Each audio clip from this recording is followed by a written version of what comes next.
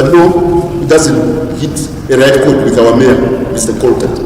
Dabbling in petty tribal issues of Zimbabwe is what he should be there. So this is painful, and we felt that for the people of Bulawayo, from now onwards, on Workers' Day, they should remember the glory of their city as being the industrial city of Zimbabwe. Because if Bulawayo does not take the lead, it drags down the whole nation.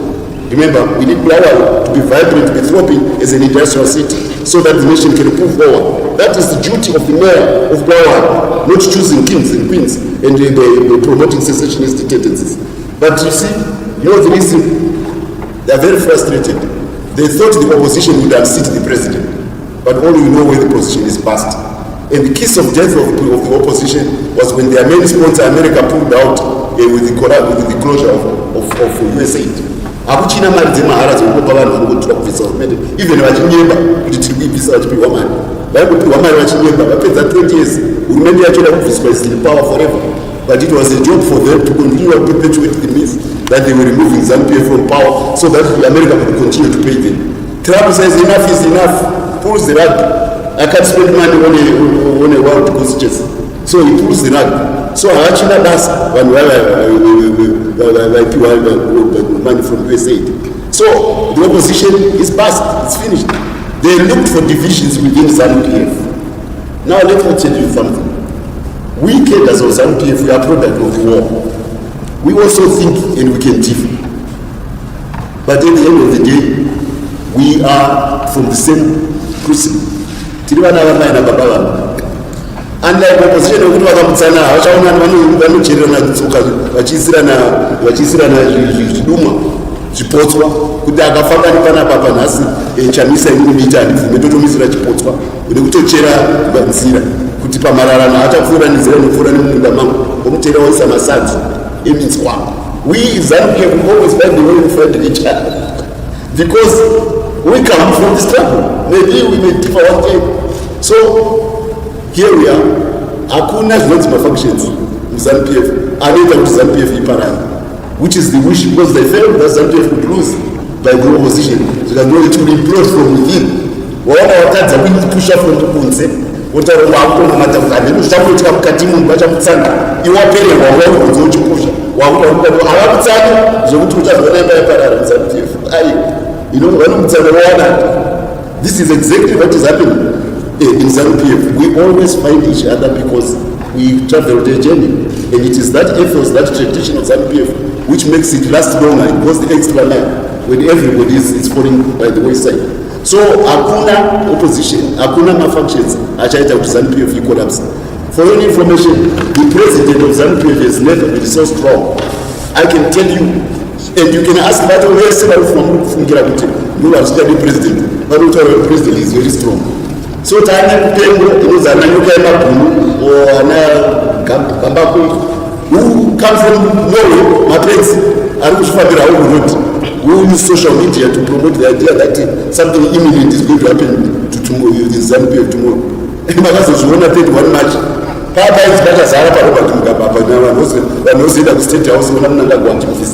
Papa working hard people. They went to work and said, some of those who remained at home, they just said, we have a disciplined country, people who know I think I get bus. Mangwana can tell that my police said, so they have to take it out. To him that bus. And exactly what they did. So congratulations on Workers' Day to the Zimbabwean workers. They ignored those who are detractors who felt that you could rise and remove the government of President Mnangagwa. Like I said, 1 December, or for that matter, on any other day. Akuna Jagadar, the president is very strong. And we could not have a Politburo meeting because he has dispatched his lieutenants, including the names which are being touted with us. This is the president. They are busy promoting Zimbabwe's interest in president's name in Iran, in other diplomatic arenas. So, on Workers' Day, ZANU-PF, the president, is very, very strong. He is fully in command of that party. No matter the razzmatazz per social media. So we cannot have a Politburo meeting, not because we are afraid of factions. It's because some of the prominent members of the leadership are not in the country. they are out. So we find an opportunity to have a political meeting. It has nothing to do with the concept of functions. This is today 1 hour ago, a few hours, Zanu PF Council's political meeting. Amid the rising tension. Zipi tension. That is those journalists now who are trying, because now they are staffed of USAID funds. Because this was a creation of USAID funds and all those detractors. You saw even on March 31, Mutsvangwa was on plane and his wife running away from Nyokayemabhunu na Geza. Kuti wakuzotora nyika mangwana. Mutsvangwa atiza usiku tamuona ku airport kudai city yake namba 8 ndege. I mean, because it was supposed to create the impression because I was the spokesperson of the party and because I was prominent in 2017. If you want to create a film of euphoria and phobia and fear, you say Mutsvangwa artists. Then it was a lie. Makazondiona ida kufamba kutengera vazukuru mabhisikiti ndiri pano paHighland Park asi ndiri kudzira ndiri kuDubai ndatiza Geza naNyokayemabhunu naGamba. So I want you on Workers' Day to restore full pride and patriotic fervor among Zimbabweans, because the workers of Zimbabwe, they were the ones who were the backbone of the resurgence of nationalism. They are the ones who are going to make this country become a world-class country. I know we can have people in rural areas producing food, but anybody can do that easier, production of food. Production of industrial goods, which change the face of humanity, only industry can do it. And which commodity drives industry in any country still. And who has had the excellence to realize the importance of steel and to deliver it on a world-class level to Zimbabwe? Dr. E.D. Mnangagwa has done it. And has done it with a big bang that the world is old. Do you know what's happening in England? The Labour Party to recall its members. Why? They are grappling to restore their steel plants in this country. The last one, in fact, that's still in England, is closed. They are still grappling now. Wait and see where they produce steel.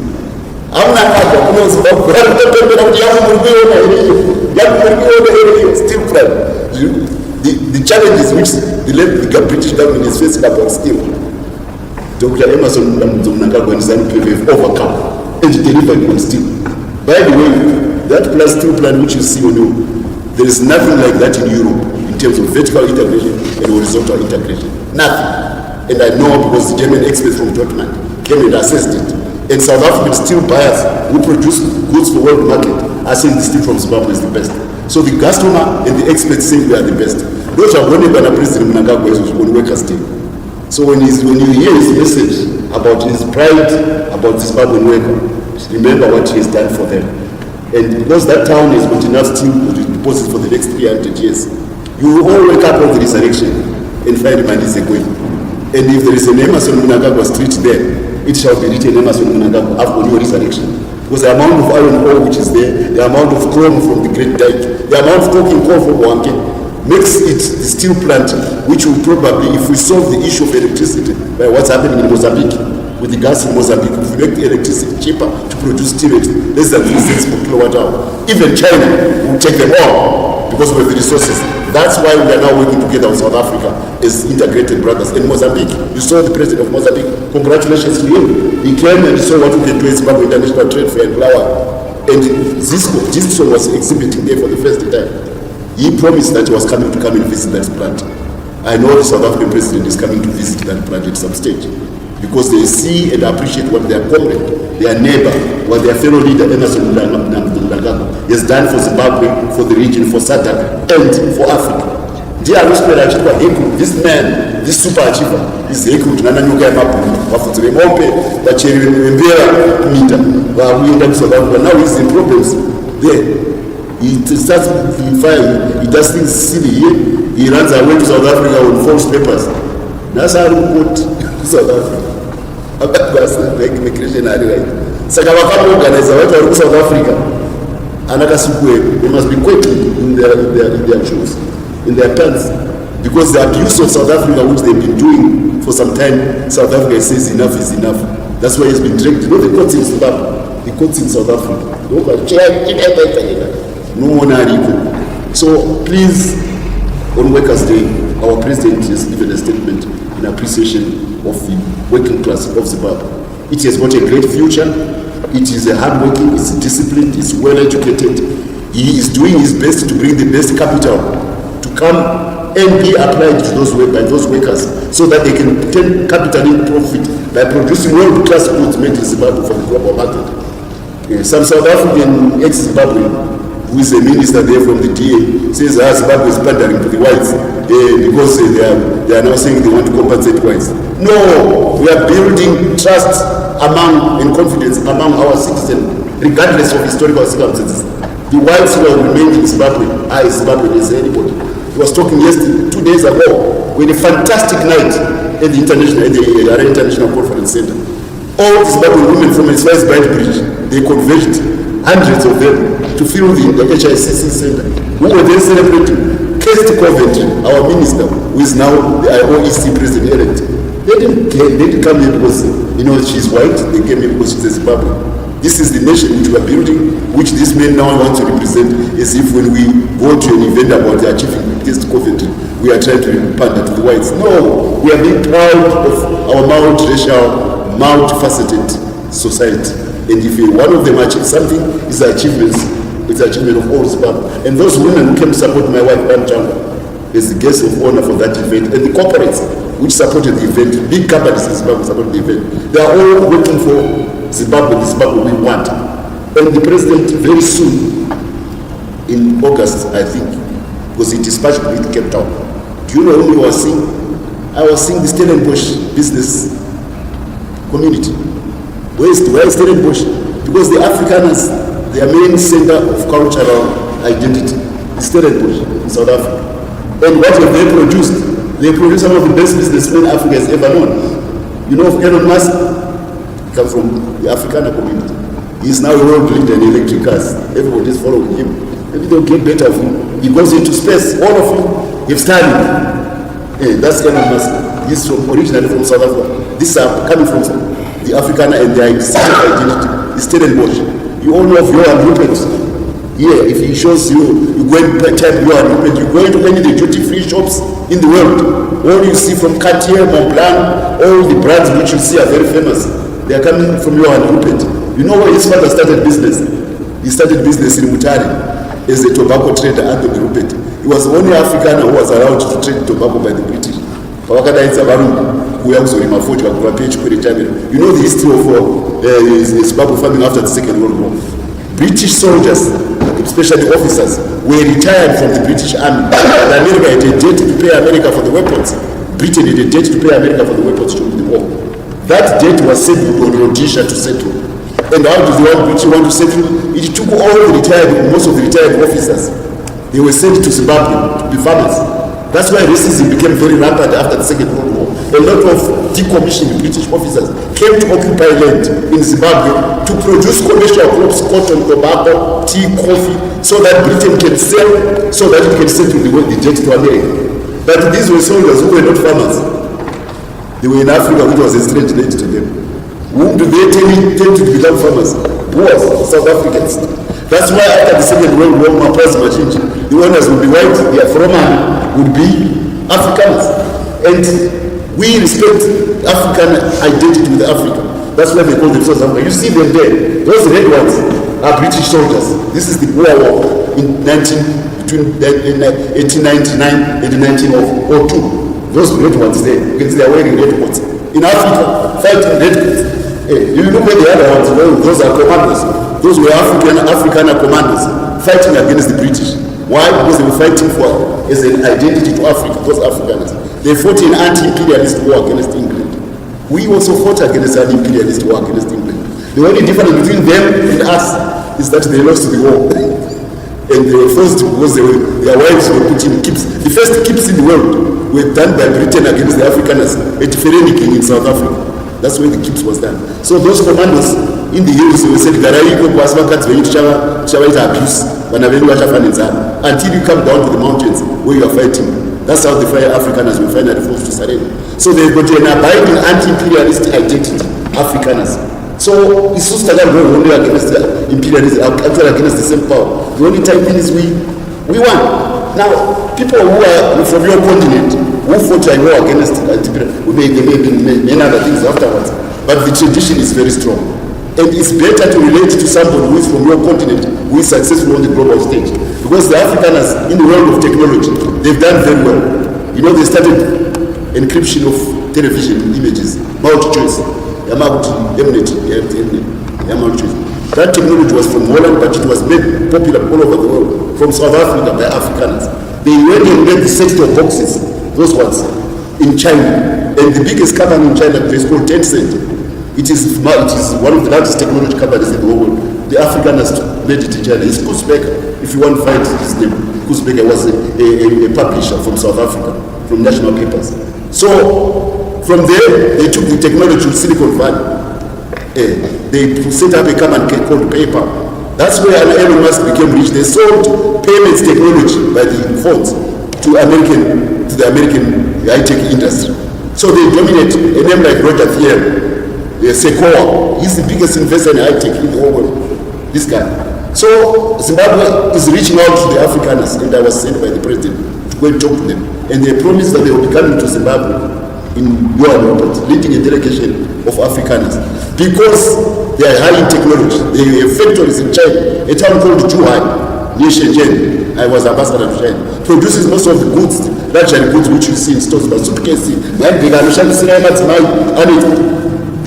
major investor and buyer of this is that guy, Joe Agrupe. They are now thinking that they should come and put their factories in a special economic zone in Manisa. That's why they are coming to Zimbabwe. So charity begins at home. We are telling Afrikaners, if you want to invest, don't think of America, think of Africa. And if you think of Africa, the country which has done most to push the agenda of modernization is Zimbabwe. And what have they done?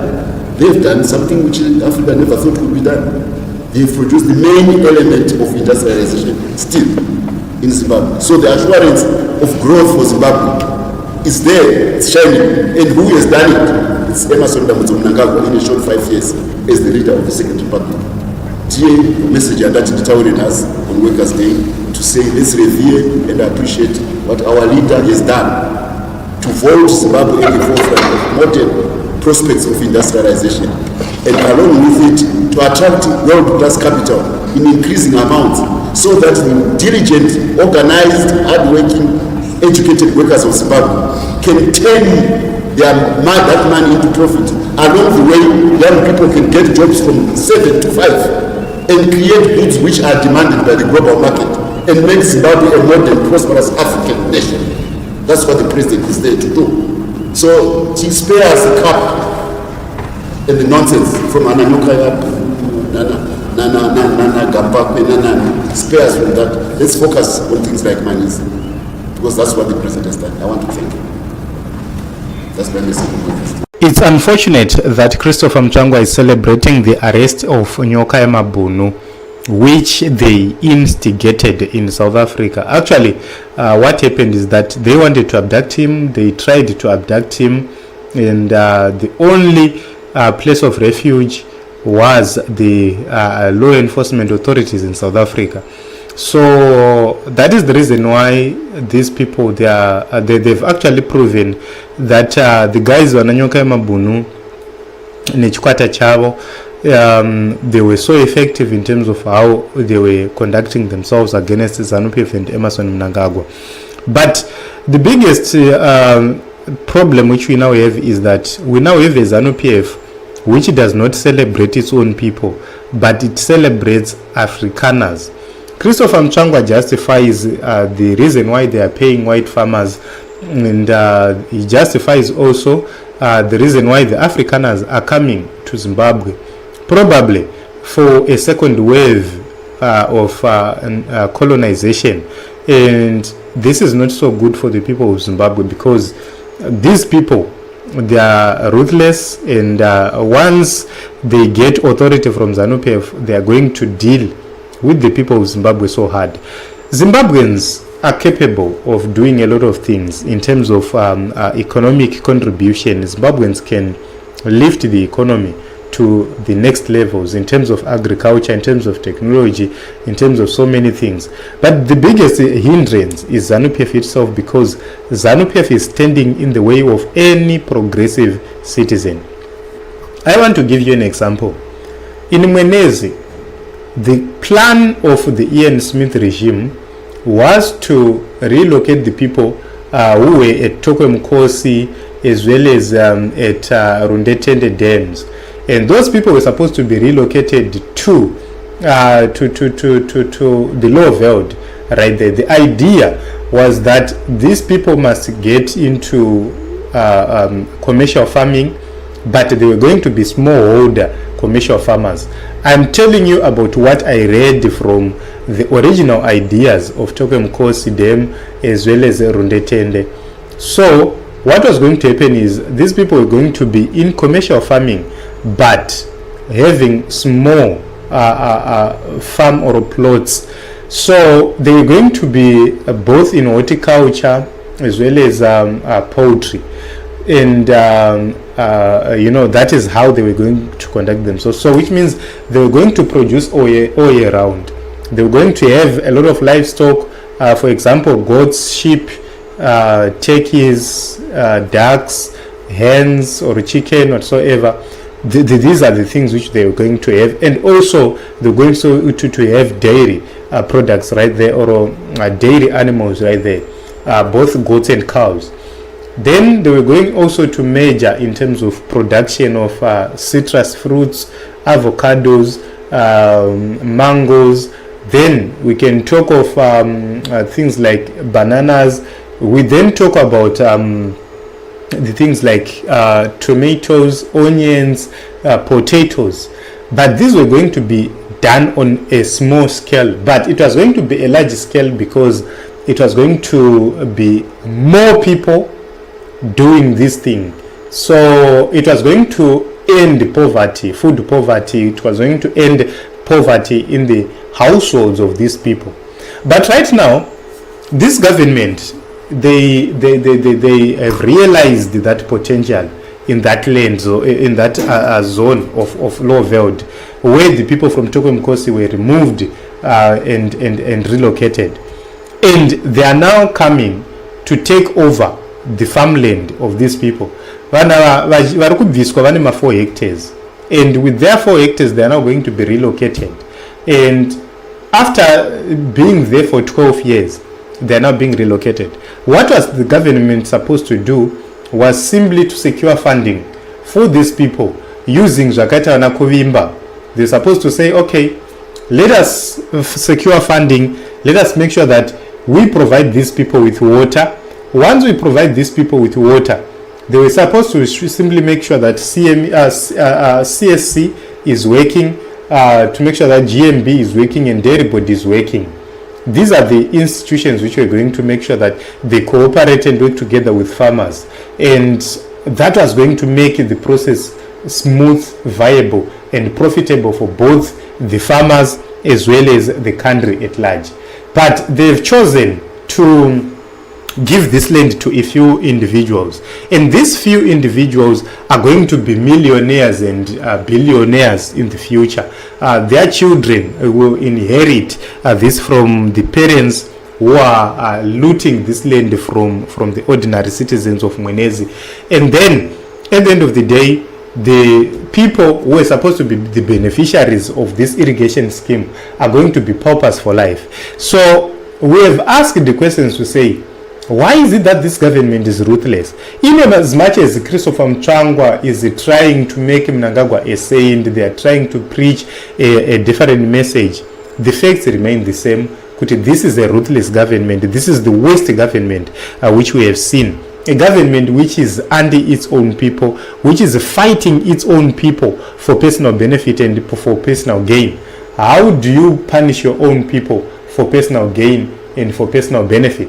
So unless that is resolved, then we don't have a government. These are people who they will come, pretend to love them during the elections, and after elections they will do these things to them. So we will continue to speak. That is the only power which we have. That is the only tool which we have to speak. We can't do anything else. But the reason why we are saying this is because we are saying, instead of you celebrating the arrest of Nyokayemabhunu, instead of you celebrating the coming of white people, you must introspect, you must change, repent, Vanessa.